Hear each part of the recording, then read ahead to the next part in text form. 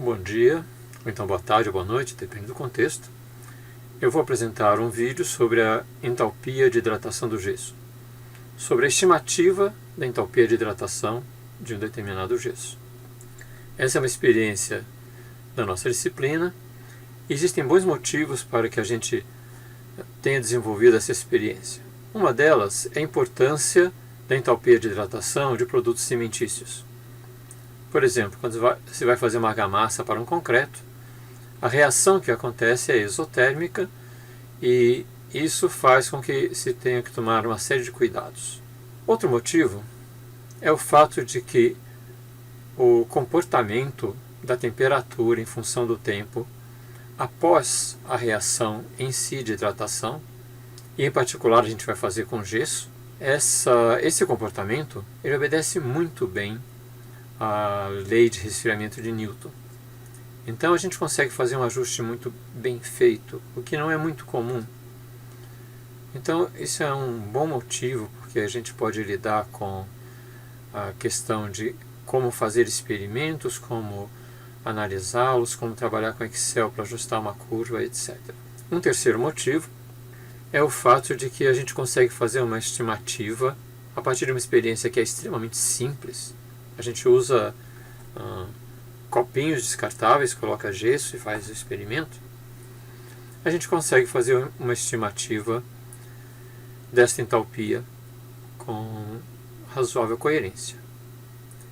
E finalmente, por último, um dos motivos é o fato de que a gente pode verificar a possibilidade de variar o modo de fazer a experiência, trocar, por exemplo, a relação gesso-água, e para um mesmo gesso, o nosso método ser independente da relação. Ou seja, o que interessa é o gesso, é o material que está sendo usado. Por exemplo, esse gesso aqui, que a gente sabe que não é um gesso puro, ele tem aditivos, ele tem impurezas, etc. Para esse gesso, qualquer que seja a relação gesso-água, por exemplo, o nosso método tem que levar a uma mesma entalpia de hidratação, ao mesmo valor, certo? Com certa proximidade. A gente tem como verificar isso. Então, são 4 motivos pelos quais a gente valoriza bastante essa experiência em nossa disciplina. Esta série de vídeos irá tratar basicamente de 5 temas. Inicialmente, nós trataremos da questão da entalpia de hidratação de produtos cimentícios. Em seguida, a gente discute exatamente o que é essa tal de entalpia de hidratação, uma questão termodinâmica. Em seguida, a gente mostra como é o experimento de laboratório. Finalmente, nos 2 últimos, a gente trata de como tratar os dados. O quarto é um roteiro para esse processo. E o quinto tema é a aplicação do Excel para cumprir esse roteiro. Os 3 primeiros temas estão no presente vídeo. Depois, no segundo vídeo, nós tratamos do roteiro. E nos 3 vídeos subsequentes, a gente trata do uso do Excel. Importância da entalpia de hidratação de produtos cimentícios. Quando a gente mistura cimento com água para fazer uma argamassa, para usar em um concreto, por exemplo, existem inúmeras reações que acontecem, porque o cimento tem inúmeros componentes. E vocês podem ver aí na tela uma listagem das várias reações desses componentes com água. Algumas dessas reações acontecem imediatamente a se fazer a mistura do cimento com a água. Algumas delas acontecem algumas horas depois. Outras delas ainda após alguns dias. E o que acontece? Essas reações são exotérmicas. Isso leva a que surja um gradiente térmico. E esse gradiente térmico pode gerar tensões naquela peça de concreto, uma coluna, digamos, e trincas. E é tudo que a gente não quer. Então a gente tem que saber muito bem o que está fazendo, os engenheiros civis em particular, que cuidam disso, e conhecer o valor da entalpia daquele particular cimento que está sendo utilizado é uma informação importante para essas grandes estruturas, para a moldagem dessas grandes estruturas. A gente vai trabalhar com produto cimentício? Não, a gente vai trabalhar com gesso. Por quê? porque a reação com o gesso é mais rápida, é muito semelhante àquela, mas é mais rápida, então é mais visível. Então vamos para o segundo tema. O que significa essa tal da entalpia de hidratação? Bem, entalpia é uma propriedade de estado. A energia é uma propriedade de estado. Então a energia é mais intuitiva. A entalpia o que é? É energia interna, U, mais o produto PV. Certo? E o símbolo da entalpia é H. O que acontece numa dada reação, uma dada transformação genericamente, mas vamos pensar numa reação química. A gente tem reagentes simbolizados por A, produtos simbolizados por B, e a entalpia da reação é a diferença de entalpia dos produtos menos a dos reagentes. Ou se a gente quiser expressar de outra maneira, a entalpia no final do processo menos a entalpia no início. Entalpia do quê? Do sistema. O que é o sistema? O que a gente quiser definir como sistema, mas no nosso caso, por exemplo, é a mistura água-gesso que se transforma em gesso. Isso é o sistema. Não necessariamente água e gesso é um sistema, o final é outro. Não, esse é o sistema. Esses átomos que estão ali contidos, digamos, nesse copinho. Esse copinho tem pó de gesso e tem água, misturei. Esse é o nosso sistema. No final vai ter uma peça de gesso aí dentro. Ela vai ter uma dada entalpia, essa peça de gesso. A água e o gesso no início, o pozinho de gesso, chama outra entalpia. ΔH é a diferença dessa entalpia. E tem duas características importantes. Uma delas é que para temperatura e pressão constantes, e na ausência de trabalho elétrico, magnético, outros tipos de trabalho, né? O que acontece? A variação de entalpia é igual ao calor cedido ou recebido.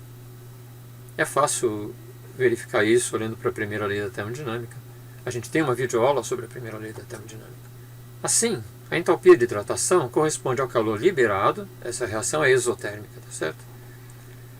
Com início e final em uma mesma temperatura. Então a gente pode pensar, a entalpia, a gente faz a mistura, ele se aquece, é essa a diferença entre ele a 25 graus e ele a 35 graus? Não, não é essa a diferença. É o calor fornecido para o ambiente desde o momento em que a gente começa até o momento em que essa mistura voltou para a temperatura ambiente. Isso é importante porque isso vai determinar o nosso método de medida. Terceiro item, então, o experimento, como é.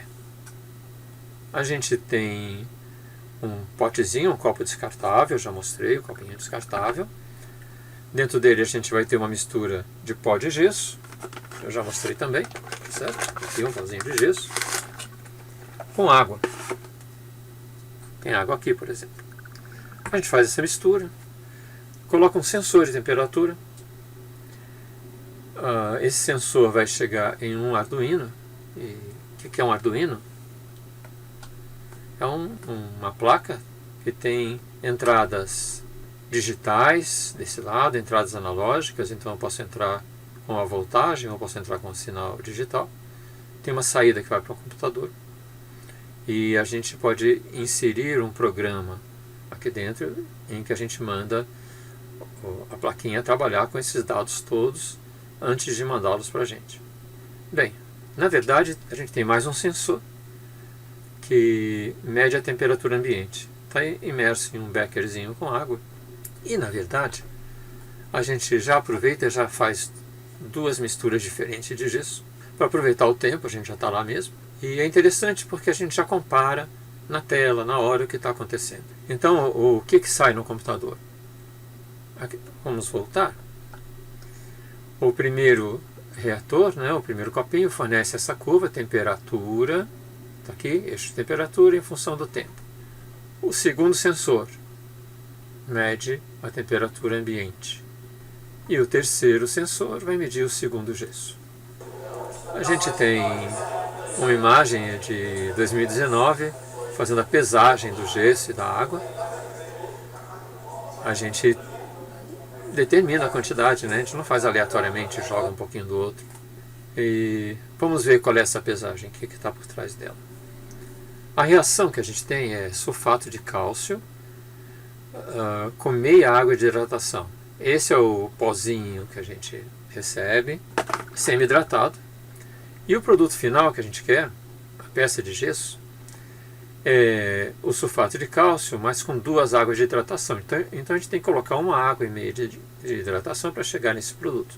Aqui a gente tem o balanço de massa e a gente percebe então que se a gente tiver 145 gramas do pó, a gente precisa de 27 gramas de água e vai chegar a 172, obviamente. Essa é a quantidade estequiométrica. E se a gente fizer a conta, isso corresponde em massa a 19% de água em relação ao total.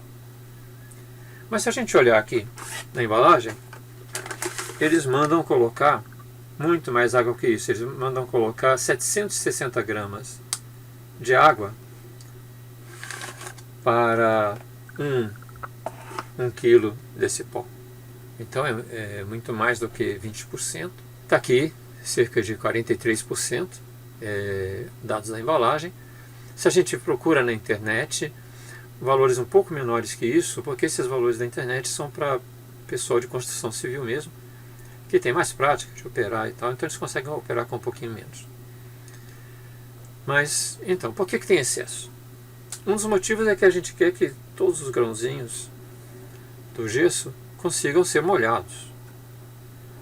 E para garantir isso eu tenho que ter um pouquinho de excesso de água. Ou seja, o que eu quero garantir é que todo o pó seja usado. A água, fico à vontade, eu posso colocar mais. Se eu coloco muito pouca água, o que acontece?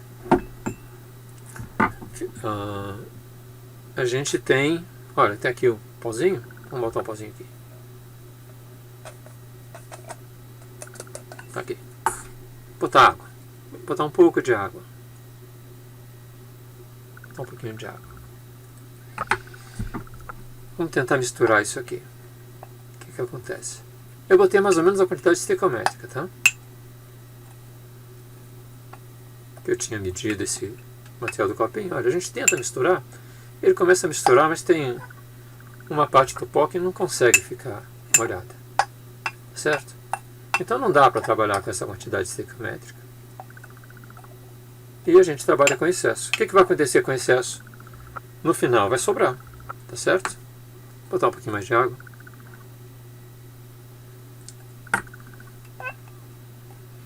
Vai sobrar esse excesso e vai ficar no meio do gesso. Vai atrapalhar as propriedades do gesso? Não. A água vai ficar sobrenadando o gesso formado. Então, quando a gente usa muito excesso de água nesses nossos copinhos, fica um monte de água no dia seguinte em cima do gesso que se solidificou. No nosso experimento, a gente tem usado desde esse mínimo, que é difícil de trabalhar, que é 33%, mínimo de onde? Que é dado pela internet, tá certo?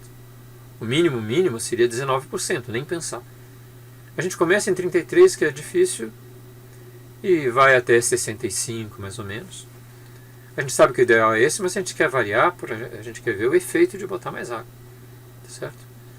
E normalmente esses nossos copinhos descartáveis a gente consegue colocar desde 65 até 120 gramas no total de material lá. Então vamos ver um pouquinho do nosso laboratório. Temos cenas filmadas com a turma de 2019. Nós temos aí 2 misturas sendo preparadas. A gente toca as 2 em paralelo, tá certo? A gente está colocando agora o sensor, tá certo? Nas 2 experiências, né? Os 2 gessos. Dá uma ajeitadinha, vocês veem que é tudo muito simples. É de propósito que é simples. Se a gente quiser fazer coisas sofisticadas, a gente consegue. Mas a gente quer fazer simples exatamente porque a gente consegue os efeitos usando uma saída simples. Então a saída é passada para um computador, e aí do lado esquerdo a gente tem a saída da experiência da água sendo resfriada, e na direita a do gesso com as 2 curvas, certo? Aí os alunos ficam lá olhando os resultados e em geral a gente acaba indo para uma outra sala em frente e fica discutindo. A gente vira essa tela para a gente